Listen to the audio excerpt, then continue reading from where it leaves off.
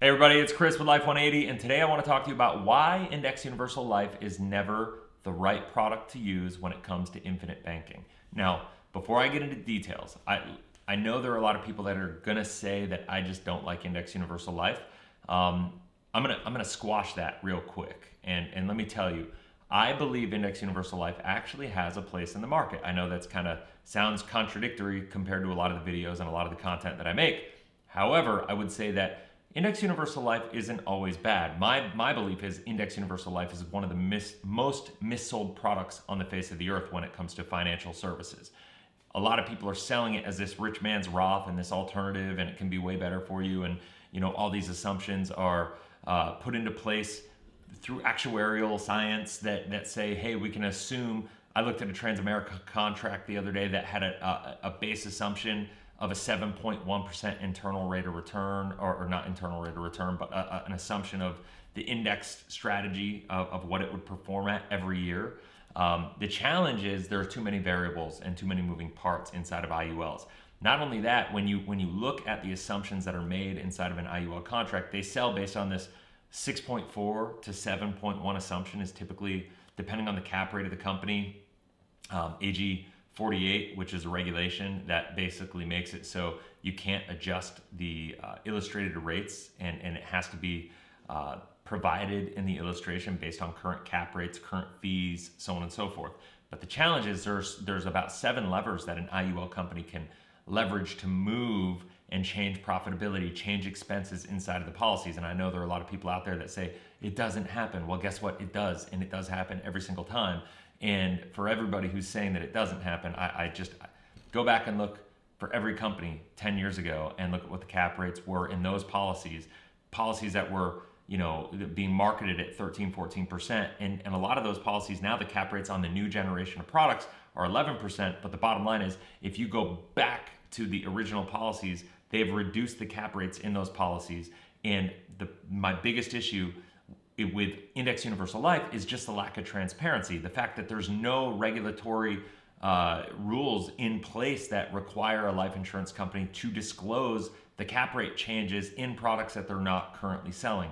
That's a huge problem for me, right? Like a massive problem. If that doesn't scare you, I don't know what to tell you. You got all these people out there selling these products that make them seem really good and they illustrate really well. But I'm telling you, you can run I was actually just talking to this actuary the other day, and he was saying, listen, we run these policies at 6.4 assumed rate, and they kick out 70-something thousand dollars of income. If you drop that assumption just to 6.1% over a 25-year period, it drops the income from over 70,000 to under 30,000, right? A little drop. So that just goes to show, if anything changes where the insurance company needs to increase their charges, their fees, reduce cap rates, pull in more capital, it's a dangerous situation and scenario for you, the policyholder, because it's all about expectation management. And that is the reason why it can never be used for a banking policy, because the foundational components of a banking policy are the fact that you need to have the guarantees inside of the policy. Yes, it's going to be great because when you buy a policy with a mutually held life insurance company that pays dividends and has paid dividends for over 100 years, chances are you're going to get that dividend, right? It's happened over 100 years plus, in a lot of cases 150 years plus, in every single situation, every single environment, through the Civil War, through the Great Depression, through the Great Recession, every war in between.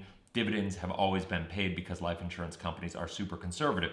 When you give them your money in a whole life policy, you're basically saying, I want you to manage, I'm going to put my money in the general fund, and you guys are going to manage my money. I'm going to trust that. I'm going to get a 4% guarantee. And then whatever the dividend pays out, from that time thereafter, you're trusting the life insurance company to give that to you. Now, the biggest thing that I would say is, when it comes to an infinite banking policy, you need to think about the fact that what is it that you need in the policy? You need liquidity, you need use, you need control, access, control of that money, right? Because what is the idea of infinite banking? The way I see it is that it's a vehicle that you can fund and that you can run every dollar through with your business, with your investments. We call it, listen, I don't like to use the infinite banking concept My buddy Caleb Williams over at Better Wealth, who I've done a lot of work with, we're actually working on some partnerships right now, and he's creating some courses and doing some really cool things. And what you're going to see, he calls it the and asset. And if you haven't read his book yet, the and asset, we call it that because a lot of people that don't understand the concept of infinite banking, it's because they think it's an either or decision. They think I either have to put my money in the markets or I have to get this whole life insurance. They think of whole life insurance as an investment. And when you think of whole life insurance as an investment, it becomes an either or decision because you're like, I either have to do this or I have to do that and put my money in real estate or stock market or crypto or wherever. And if you're thinking about it as an either or decision, then you don't understand infinite banking. You don't understand the leverage and the power that comes from it. Here's the problem. With risk comes higher opportunity, right? I'm not going to tell you you're ever going to be able to become wealthy without taking risk. I just don't think your risk should come inside of your insurance policy. And that's my problem with Index Universal Life, and that's why it doesn't work for infinite banking. Now, if a lot of people, they illustrate really well because you build in arbitrage, i.e. the gap, because the spread between a loan rate and the performance inside the policy. That's why people like Curtis Ray's MPI, they illustrate really well because you can take a loan out for $10,000, put it into something, and it illustrates that you're maybe paying 4%, but you're earning 6.4%. So on paper, that looks really good, and it looks like it's going to perform. But the bottom line is, all those things are going to blow up because it just is not going to work like that. If the market performs lower, if cap rates come down, if anything happens where you have a negative arbitrage, which it sets up as a chance to do that, if you want to be able to leverage that upside opportunity. And I know that there are people that say you could do wash loans instead of IULs, but if you do that, you're obviously, it's not going to operate and function and perform per the illustration either. So it's just really challenging. In order to utilize infinite banking, you realize that your life insurance policy, your life insurance asset, your and asset is simply a storage vehicle to save your money, have liquidity, use, and control of that money, and be able to search for opportunity and prepare for opportunity when it comes your way. So that is a foundational component that I think everybody needs to understand. And the reality of this whole scenario is a lot of people think that Index Universal Life was created to be a better alternative to whole life, and a lot of people are out there selling it as such, but it's not. Index Universal Life was created to be a better alternative to Universal Life that was getting about a 3% upside and with a 0% floor. And so they said, hey, if we could figure out a way to, get a higher cap on it, that would be awesome. And so they came up with this way that you could participate in an index by using options.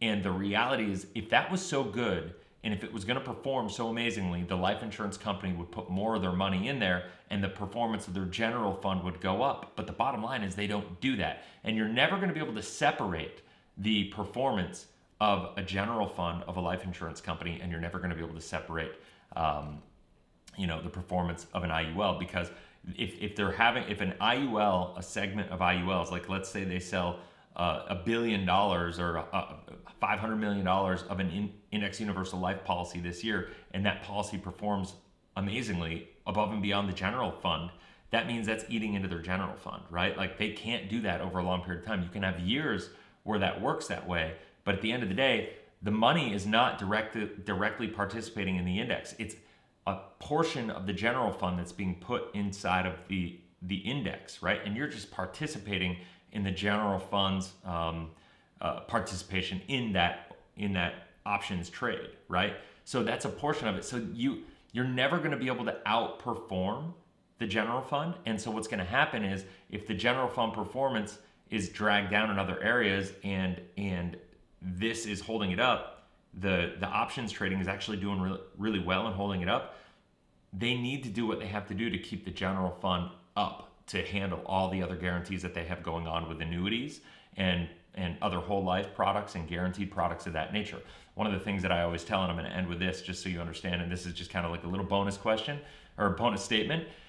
If you want to figure out what the typical cap rate should be for an IUL, you need to look at that company's equity indexed annuity product, because think about it this way: they use the same strategies, the same caps, the same investment strategies for annuities as they do with IULs, right?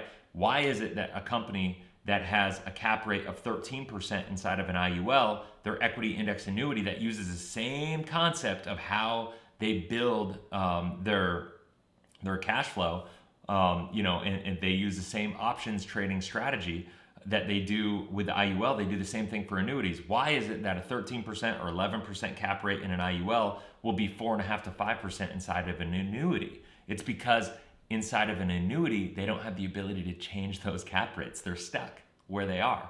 And so if you want to really figure out what the cap rate of an IUL will wind up being eventually, my best advice to you is to look at what that company's indexed annuity cap rate is, and you're going to be able to get a more clear picture of apples to apples of what you can expect long-term that cap rate to be. Your IUL may perform well the first couple of years, but the bottom line is it's going to struggle as soon as they release a new product. They're going to reduce that cap rate, and they're going to reduce it most likely all the way down to where the annuities are, because that's where their more realistic expectation of those cap rates are going to be. I promise you that's the case. If you have any questions, go ahead, leave comments in below. If you have any questions at all, absolutely feel free to reach out. If you haven't already, I'd love it if you could hit the like button.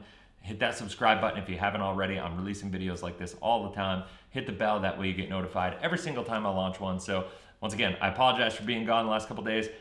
Excited to get back into this. And anyway, that's it. Have a blessed, inspirational day. We'll talk soon. See ya.